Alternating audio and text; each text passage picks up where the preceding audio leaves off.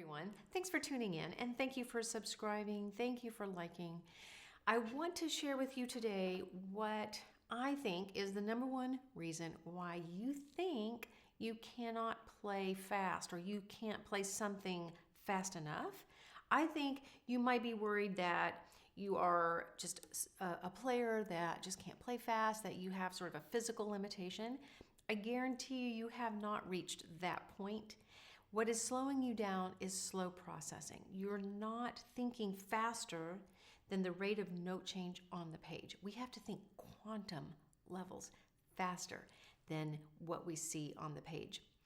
Some people think that if they memorize the music, then they'll be able to play faster, and that doesn't really work either, because that is a top-down approach. That is like, I'm going to memorize the music, and then once I'm not looking at the music, then I'm just going to be able to think about my hands and my fingers, and I'm going to be able to move fast. Well, that's not what happens. What happens is that you then are actively engaged in recall or remembering. That's still taking up way too much bandwidth, and you're not able to play fast enough. So I want to give you a strategy. I want to give you a protocol for practice so that you can essentially learn the music so deeply from the ground up. You learn it so well that in the end, it's just memorized.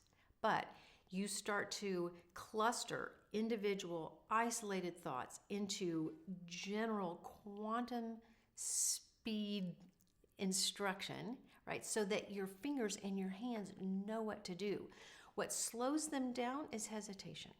Okay, hesitation where your fingers are going like, what do you want me to do? Where do you want me to go? And you're not thinking quick enough. And that hesitation translates into tension, and tension translates into sluggishness. If there's any amount of hesitation, tension, then we have slow moving fingers, slow moving bows, slow moving string crossings, everything. Okay, so I'm just going to take this little example. The reason is because I just had a student submit this for his video exchange lesson on Violin Lab. And when he was playing Pachelbel Canon. Everything was going fine until the 16th started. And then it just got very halted and everything got really stiff. And he was like, oh, I just can't play very fast. So that was my lesson was, all right, well, here's how you're going to learn so that you can play fast. So what I want you to think of is I want you to think of a classroom, okay? And there's the teacher, all right? You are the teacher. Your brain is the teacher. All the abilities of learning and instruction that you can bring to your classroom is what you're going to do here, and here are your students, all right? You have a classroom. And, you remember in elementary school where you kind of glimpsed the teacher's edition of the math book or the history book, and there was all kinds of detail in there. They got special information. But, we did, as learners, we did a lot of repetition. When you memorize your math facts, you just say them over and over until you kind of just have them memorized. That's called rote learning.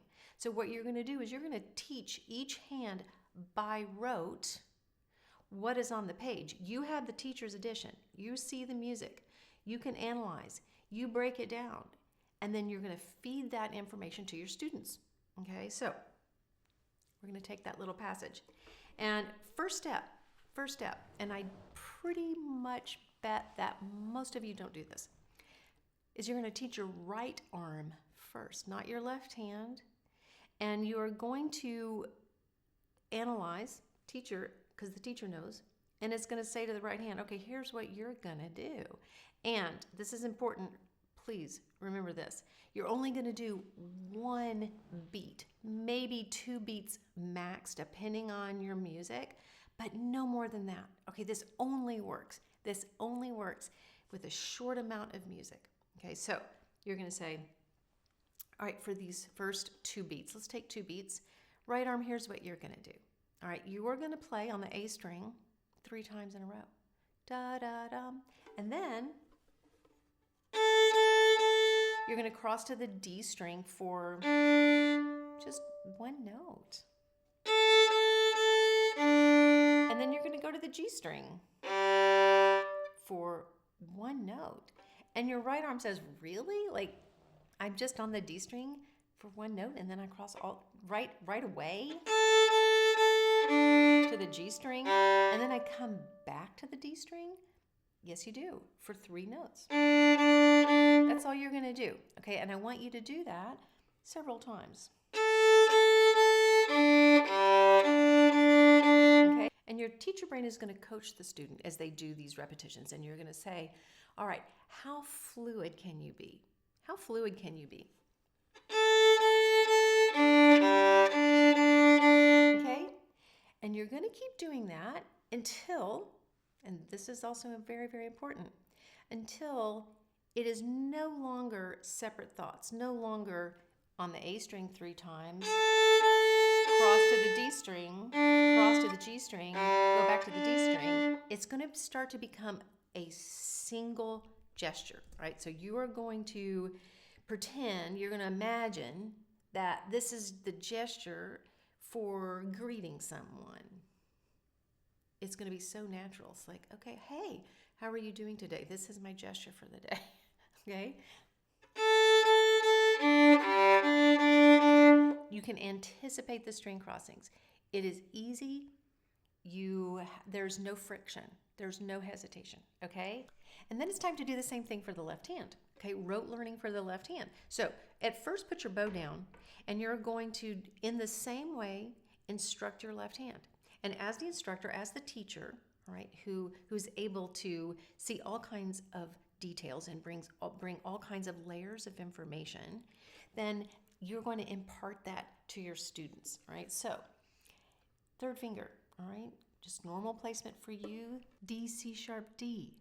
Half step, you have a little half step turn here, and then you have an open D, all right? What are you gonna do during your open D? Well, how about take the opportunity, let go of all tension in your hand, and 3rd finger, you can start anticipating the high 3rd finger on the G string, and then 4th finger, don't be far away, just be relaxed, but be ready because you're going to go right down next to the 3rd finger, all right? So this is, y'all don't have a half step, but you have a half step relationship, a spatial relationship. So make sure that happens, all right?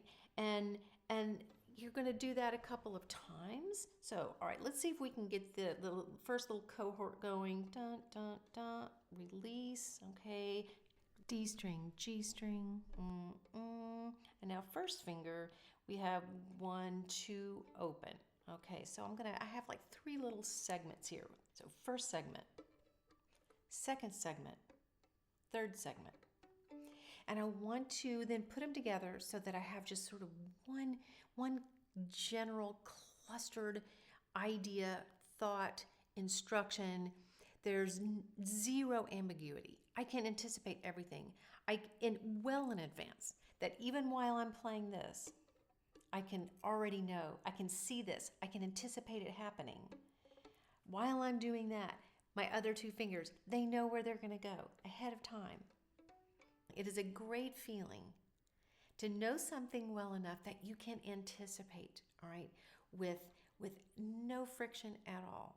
So now it's time to put them together, all right? So they're on the playground now. Your students are at recess, all right? And you got to keep your eye on everybody and make sure everyone is working together and playing together. Everyone is playing together.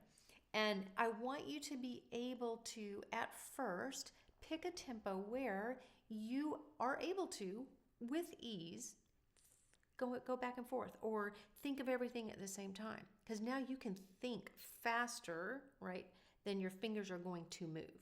So now you're going to be able to think, okay, I've got this little team here and I'm on my A string, D string, these are getting ready, G string, back to the D string, these are ready, okay?